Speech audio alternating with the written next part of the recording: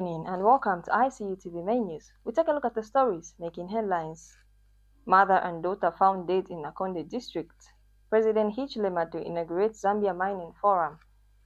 BETUZ applauds government for advancement in education sector. France in fresh political crisis as PM Lecornu quits after 26 days in international news. And in sports news, Chikotesha heads to China for FIFA Women's Champions League assignment.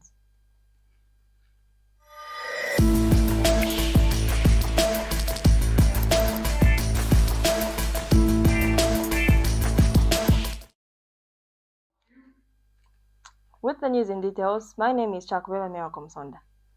A gruesome murder in Nakonde district has left a community in mourning after a 67-year-old woman and a 29-year-old daughter were found dead in a remote area of Mafa village, about 45 kilometers from the district's central business area.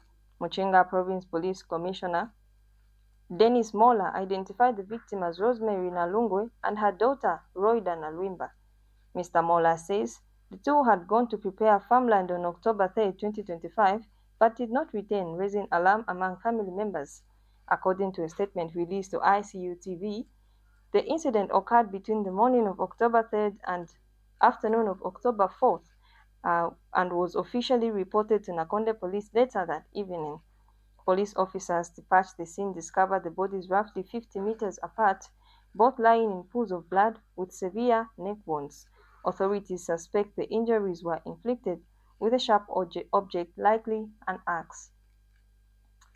And in more news, President Hichilema is scheduled to officially open the 2025 Mining and Investment in Saka Zami 2025 on Tuesday, October 7th. Speaking during a press briefing, Minister of Mines and Mineral Development Paul Kabuswe announced that this year's event will run from October 6th to 10th at the Mulungushi International Conference Center. The gathering will take place under the theme Unlocking Africa's Wealth, Advancing Sustainable Mining, Benefiction, and Value Addition. Mr. Kabuswe reiterates the government's vision of shifting Zambia's mining industry from mere resource extraction to a more diversified model focused on beneficiation, innovation, and inclusive growth. He notes that Zami 2025 will build upon the foundation laid by the Inaugurate Forum held in 2024, which fostered meaningful discussion among stakeholders, including government officials, investors, industry experts, and local communities. Meanwhile, President Hichilema is set to grace the End Malaria Council fundraising golf tournament at the State House on 17th of October 2025, aimed at mobilizing critical resources to strengthen Zambia's malaria elimination efforts. The golf tournament, which will be held under the theme Swing, Score, Save Lives, also aims at raising 5 million, to be used towards the fight against malaria.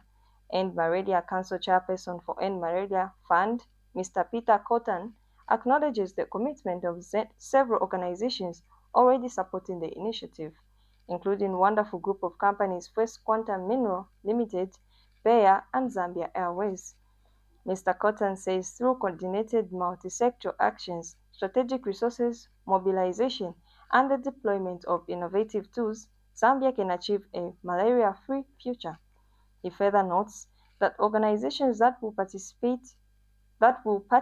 contribute directly to saving lives and building a healthier, more productive Zambia.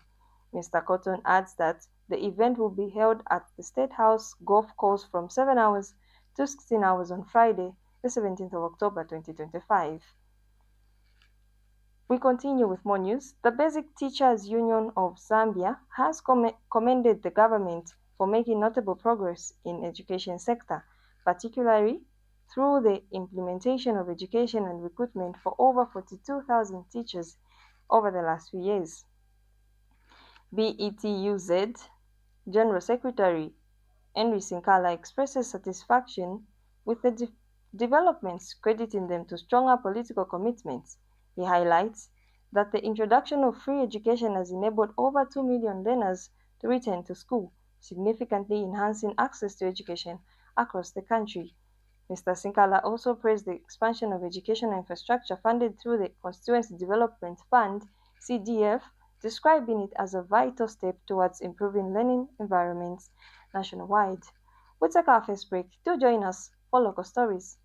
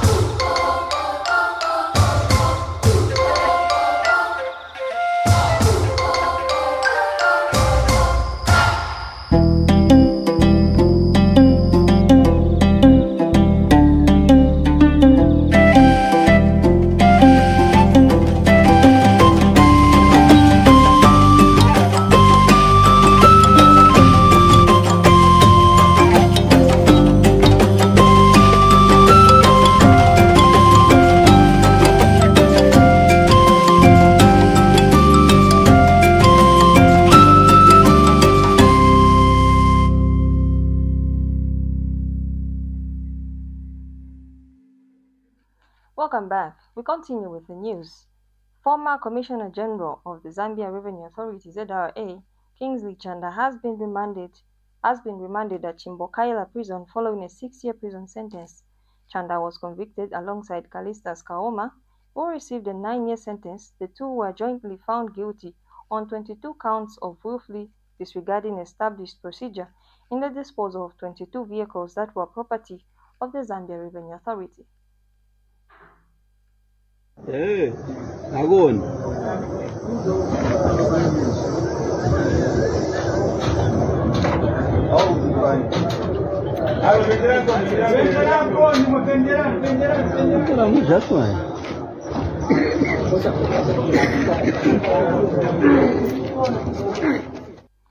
Progress on the 23-kilometer Kabwe bypass has reached 40% site clearing and preparations are finished. Earthworks are underway and 20 out of 31 culverts have been installed. Information and Media Director spokesperson Enrique Pata says once completed, the new route will redirect vehicles away from Kabwe's town center, easing traffic flow and enhancing road safety.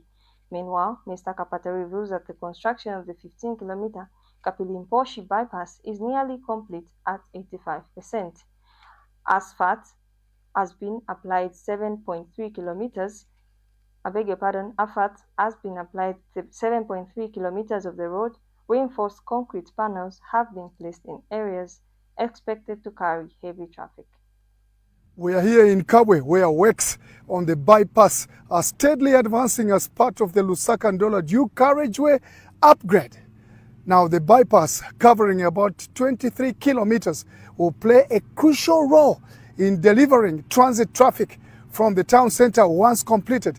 And the story doesn't stop right here, not at all. While Kabwe is the focus, the Kapilimposhi bypass to the north is also making critical progress that will speed traffic to the Copper Belt and into the northern regions. Progress on the Kabwe bypass is at 40%. Clearing and grabbling are finished along the stretch. Earthworks have advanced. Subgrade formation is well underway and the selected base layer is being laid. Box culverts are being installed. 20 of the 31 culverts are complete, including 3 located right on the bypass. On site, you will see the work sequencing. Excavators strip and dig, graders flatten and feather the bench, compactors and rollers compress the base, and the tipper trucks keep on material flowing. These machines are not decorative. They compress meters of material, so the road will not fail under heavy loads. Quality checks are continuous. Material testing, compaction records and drainage inspections are part of every shift. Traffic diversions and safety marshals are in place where needed. Flaggers and signage guide traffic around active works so both motorists and workers stay safe. And so further north, the Kapirimposhi bypass, 14.89 a kilometer stretch, is progressing steadily. So far, 13.6 kilometer of subgrade, 10.8 kilometer of sub-base, and 10.8 kilometer of stone base are done. Asphalt has been laid on a 7.3 kilometer stretch with 2 box culverts and 9 pipe culverts completed. Overall, works there stand at 85%. Clearing and grabbling are complete.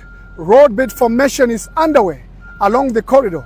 In high-stress sections where heavy trucks will pass, concrete pavement panels have been laid.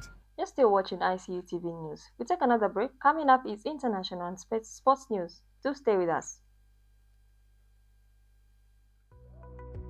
The Information and Communications University is driving the thrill for the nation in research and development. Enroll now for full-time and distance programs in the School of Engineering, Humanities, Business and Education. To apply, visit our website at www.icuzambia.net or call us on +260 211 221 662 or 0966 342 359. Sponsorship is available. Enroll now.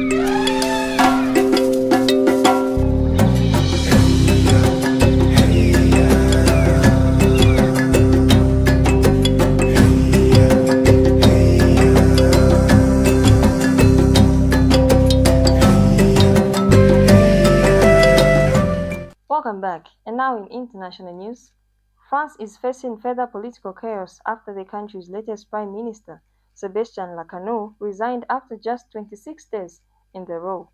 He was appointed after France Bayrou's government collapsed when MPs refused to back his budget. Bayrou was himself installed after Michael Barnier was ousted last December. Lecornu quit a day after unveiling his cabinet, which was largely unchanged from Bayrou's and was fiercely criticized across the board by parties in the National Assembly, who threatened to vote it down. French media said President Emmanuel Macron was not expected to make a statement on Monday, leaving questions swirling over his next move to break the impasse. Still in international news, a Sudanese militia leader has been found guilty of committing a war crime and crimes against humanity in the Darfur region more than 20 years ago. Ali Mohammed Ali Abdu Rahman, also known as Ali Kushab, was one of the leaders of Janjaweed, a government-backed group that sterilized Darfur, killing hundreds of thousands of people. Kushab is the first person to be tried by the International Criminal Court (ICC) for the atrocities in Darfur. He had argued it was a case of mistaken identity. The conflict lasted from 2003 to 2020 and was one of the world's gravest humanitarian disasters, with allegations of ethnic cleansing and genocide against the region's non-Arabic populations. We take a short break. We'll be right back.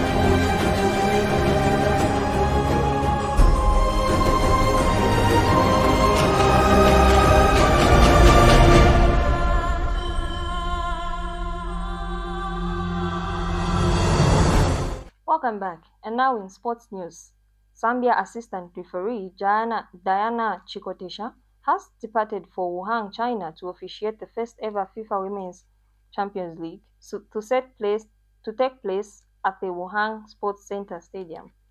Chikotesha traveled on Sunday afternoon and will be joined by 6 other officials from across Africa. The team includes Moroccan referee Boshira Kabubi, assistant referee Karin Asenbog and from Cameroon, and Shamira Nabada from Uganda, and VAR officials Hamza El Farik and Fathia Gemomi, both from Morocco. The officiating team is set to handle the match between Wuhan Jainda, WFC champions of Asia, and Auckland United FC, who recently won the OFC Women's Champions League.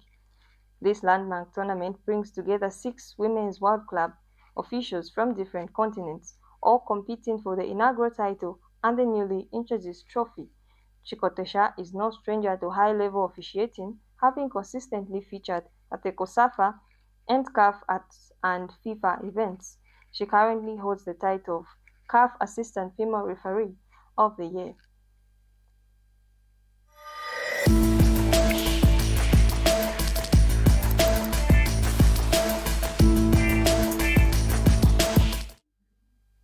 That sports item brings us to the end of the main news. But before we go, we take a quick recap on the stories that made headlines.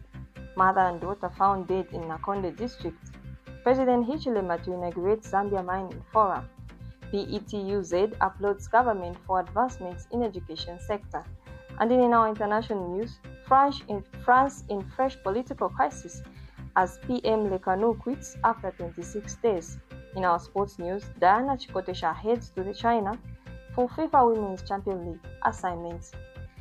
Thank you so much for watching Icutv News. For more updates, you can catch us on our Facebook page at Icutv News and our website at icutvzm.com. Have a blessed night.